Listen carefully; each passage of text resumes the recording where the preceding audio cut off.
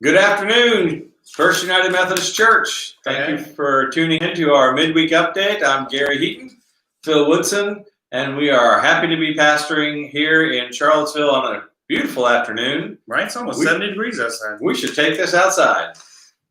Wanted to let everybody know, first of all, it's Wednesday, and last night was election night. And I want to thank... Wait, there was an election? There was an election last night. And I want to thank Phil. He had it placed on his heart that we ought to have a go-to-bed prayer. So he offered a evening prayer service last night, which I attended and participated in. And we had a good turnout, and I just want to thank Phil for doing that because I really had a restful night last night. I pray everyone else did as well. Be on the lookout. We may repeat that kind of evening, 9 o'clock type evening prayer and praise service. It was very peaceful. Later on. So tomorrow night is our church's Charge Conference. That's our annual business meeting, and the link to that is going to be the first time we're going to try it on Zoom. Our district superintendent will be hosting it. The link is on the email blast that went out today, and so please make time to click on that and be a part of our conversation and conferencing. 7:30 p.m. There is a passcode. You can also call in on your phone, and all that information is in the weekly email. Further down that weekly email, you should also see some information about decorating for Christmas. Christmas is coming. It's beginning to look a lot like Christmas. Not yet. At least in the church. It really is. There's already been a couple things happening in the sanctuary. We got a few new ribbons for outside. And so there are some decorating needs. And if you and your family are ready to get into the Christmas spirit, like Costco has been since August, you please email Kathy Berlin. That information is in the weekly email. We do still want to decorate the sanctuary and do some recording and have that set up for our December Advent and Christmas worship services. We also want to witness to the world that Christ is coming in the form of a baby.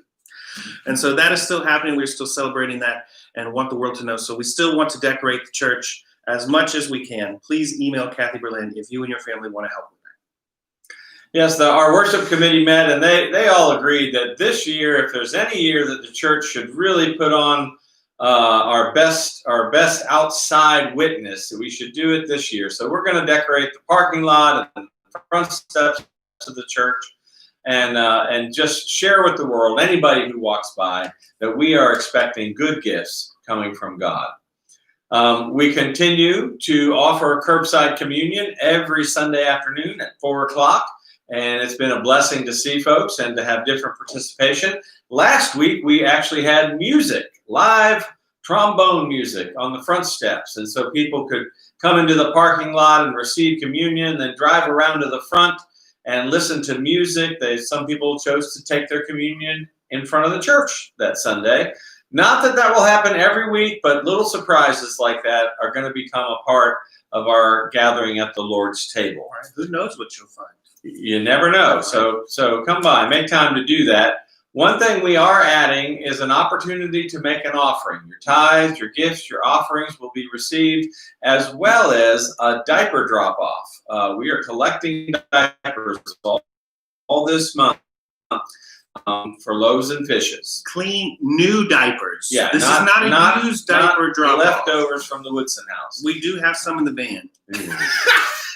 So anyway, we'll be placing those and delivering those as they accumulate. So thank you to everybody who has already dropped off diapers and made their offerings. There's some photographs on the email link today that you can look at. What about pledge cards? Tithes, gifts, offerings, and pledge cards. Mm-hmm. I'll even show everybody once again. We're still looking to receive the gift of your 2021 estimate of giving, as we consider the ministries and missions that God's going to provide in next year. Not to pull us back into Christmas, but I'm going to pull us back into Christmas. There's a need for Advent devotionals. We have put together, Carolyn McGee has put together this beautiful book Um, New writers, if you are interested in putting together or putting pen to paper or fingers to keyboards to put together an Advent devotional, please check out that announcement in the weekly email as well. We want to compile those here by the end of this month, have that out, because Advent begins November 29th. That's right. Is the first Sunday of Advent. So we want to be able to get all of that together before Thanksgiving. So you still got a week or two to work those out. The last thing I want to share today is every once in a while, Gary and I will get an email from one of you, a congregant, that lets us know of somebody's illness or surgery or needs a call or a check-in. Those are awesome. Even if we get 5 emails from 5 different people about the same one person, it's perfect.